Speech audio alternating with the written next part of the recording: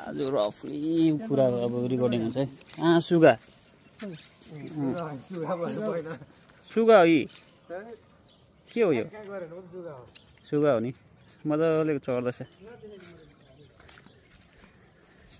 के अरे हो किपर चाहिँ कस्तो भयो अरे डरलाग्दो हो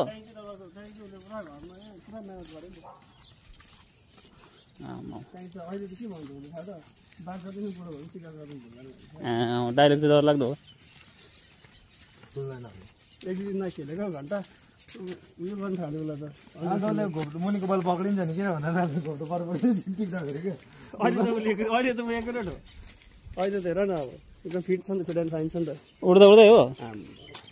अब त च्याप च्याप के छ च्याप च्याप हो क्या भनेर यो बिहान बिहान हेर्नु मजा आउँछ है बिहानको त मौसम त अन्त बिहानकै हो अहिले बता त कस्तो मजा आउँछ जाडो भएको उता कता उता हातहरू पुरा यो त एक्सर्साइज हो नि ए त्यो त उसले तर केटाहरूले अहिले कहिले इन्भेस्टमेन्ट गर्छ कि एक्सर्साइजहरू होइन अब गोजीमा हात दिनु अब यो चाहिँ कुन चाहिँ हो बडीलाई एक्सर्साइज चाहियो र एकछिन बस्नु मान्दैन है बडी तर एक्सर्साइज चाहिँ जसले गर्छ नि अब त्यो बजारमा एकछिन त अब हल्लिनु पाउँदैन अब के कुदेको छ के गर्नु कुदे त ठिक्कै भएर हाल्यो अरे माले माले माले अशेक माले उनीहरूले अशेक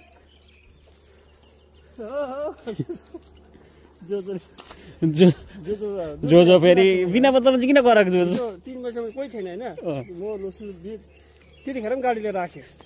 अनि पानी हाल्दै त्यो लुसीले त्यो बा भन्दै थियो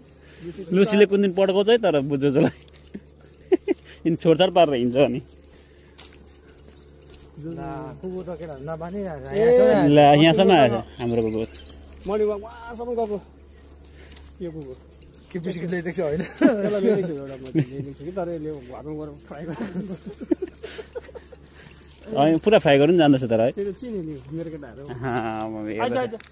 यल्ला यल्ला त भन्नुपर्छ